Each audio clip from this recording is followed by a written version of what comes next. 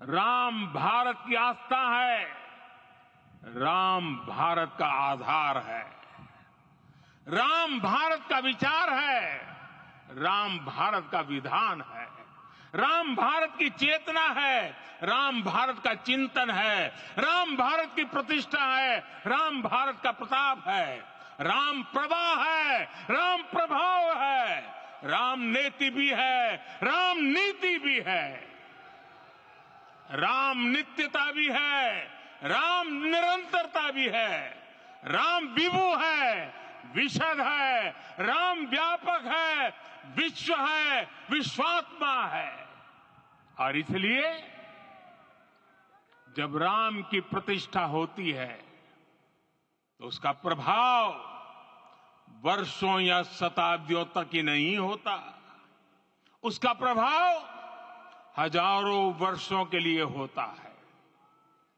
महर्षि वाल्मीकि ने कहा है, राज्यम 10 सहस्त्राणि प्राप्य वर्षाणि राघव, अर्थात राम 10,000 वर्षों के लिए राज्य पर प्रतिष्ठित हुए, यानी हजारों वर्षों के लिए राम राज्य स्थापित हुआ।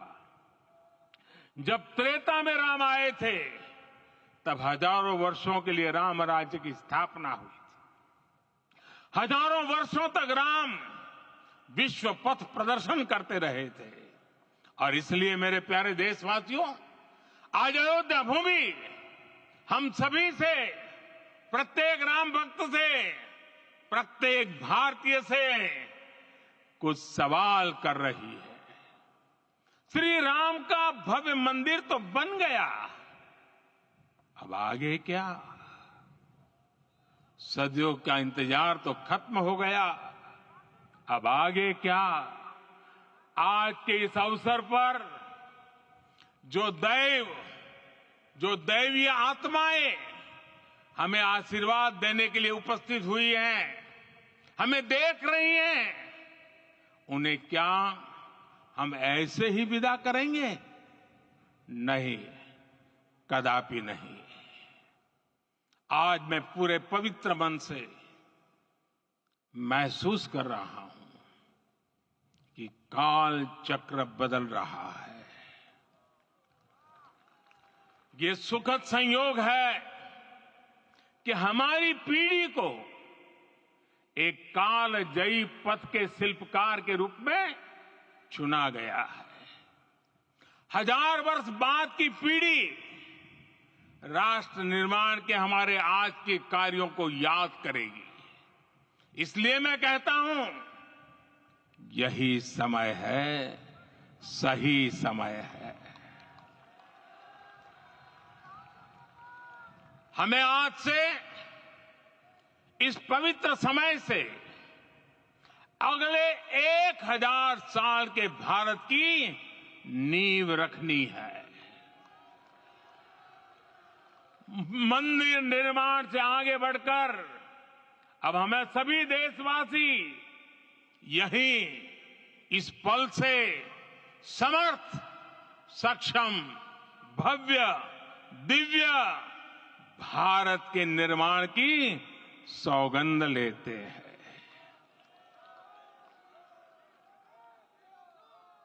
राम के विचार मानस के साथ ही जनमानस में भी हो, यही राष्ट्र निर्माण की सीढ़ी है।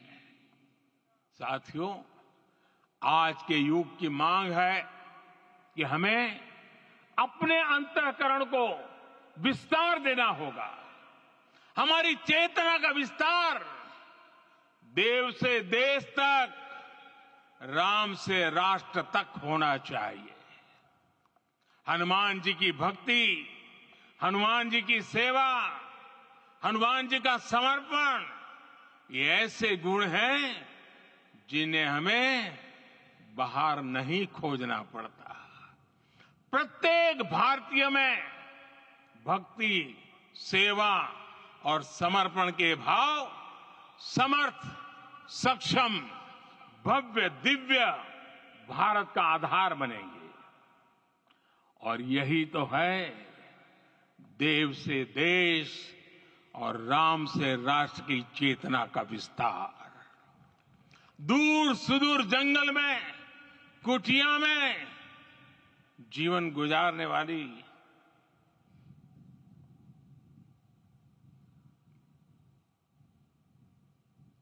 मेरी आदिवासी मां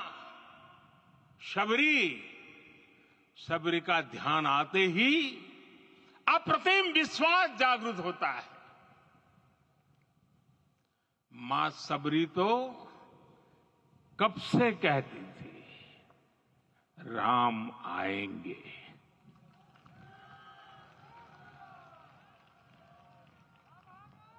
प्रत्येक भारतीय में जन्मा यही विश्वास समर्थ, सक्षम, भव्य भारत का आधार बनेगा। और यही तो है देव से देश और राम से राष्ट्र की चेतना का विस्तार। हम सब जानते हैं कि निषाद राज की मित्रता सभी बंधनों से परे है।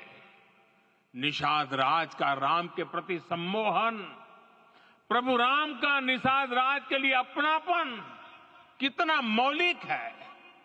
सब अपने हैं, सभी समान है। प्रत्येक भारतीय में अपनत्व की, बंधुत्व की ये भावना समर्थ, सक्षम, भव्य, दिव्य भारत का आधार बनेगी। और यही तो है देव से देश और राम से राष्ट्र की चेतना का विस्तार। साथियों, आज देश में निराशा के लिए रत्ती भर भी स्थान नहीं है। मैं तो बहुत सामान्य हूं, मैं तो बहुत छोटा हूं। अगर कोई ये सोचता है तो उसे गिलहरी के योगदान को याद करना चाहिए। गिलहरी का स्मरण ही हमें हमारी इस हिचक को दूर करेगा, हमें सिखाएगा कि छोटे बड़े हर प्रयास की अपनी ताकत होती है, अपना योगदान होता है। और सबके प्रयास की यही भावना समर्थ, सक्षम, भव्य, दिव्य भारत का आधार बनेगी। और यही तो देव से देश और राम से राष्ट्र की चेतना का विस्तार। साथियों, लंकापति रावण प्रकांड ज्ञानी थे, अपार शक्ति के धनी थे, लेकिन जटायु जी की मूल्य निष्ठा देखिए। वे महाबली रावण से भिड़ गए। उन्हें भी पता था कि वो रावण को परास्त नहीं कर पाएंगे, लेकिन फिर भी उन्होंने रावण को चुनौती दी। कर्तव्य की यही पराकाष्ठा समर्थ, सक्षम, भव्य, दिव्य भारत का आधार है।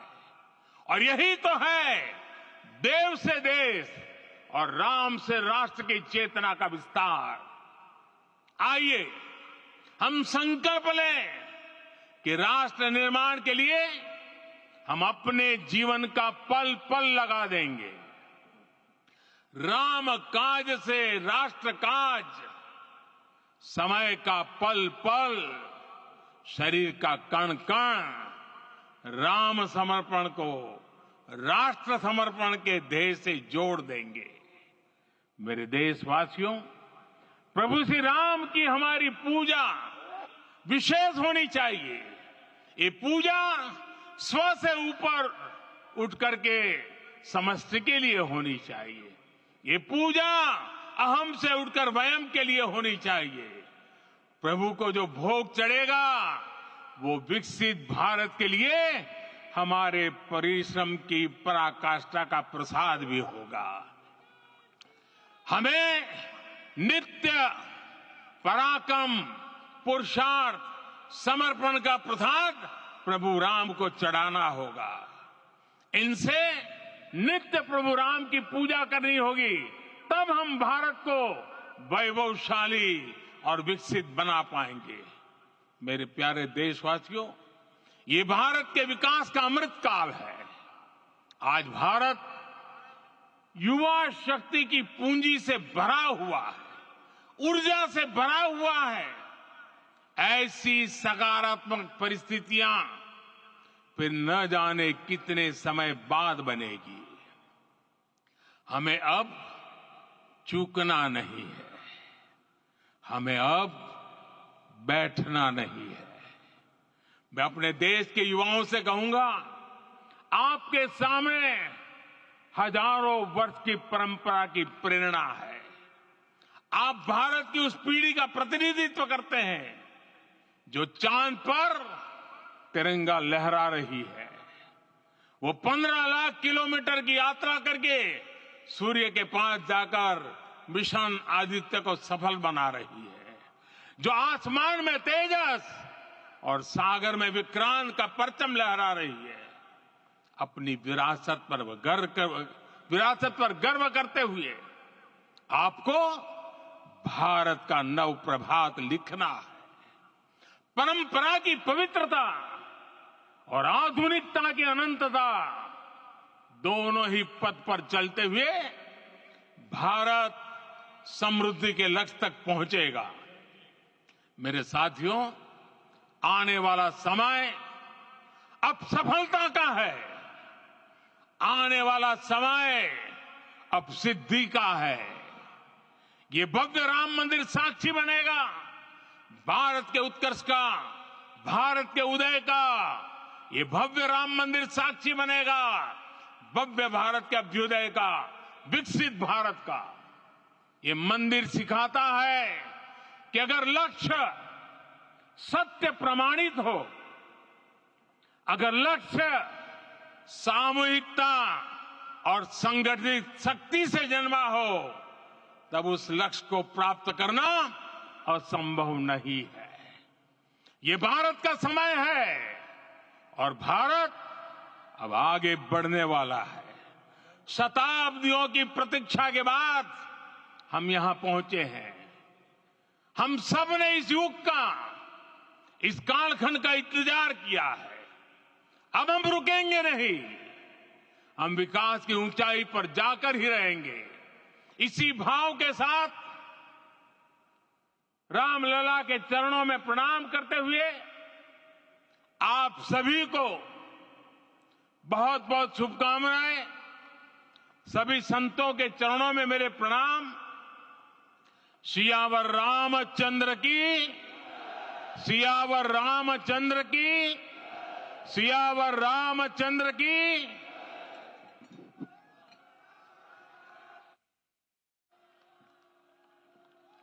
मैं आपसे निवेदन करूंगा, अभी थोड़ा आसन ग्रहण करिए। माननीय प्रधानमंत्री जी यहां से कुबेर टीला की ओर प्रस्थान करेंगे।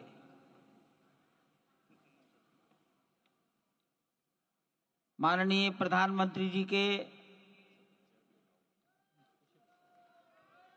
यहां से स्थान से प्रस्थान के पश्चात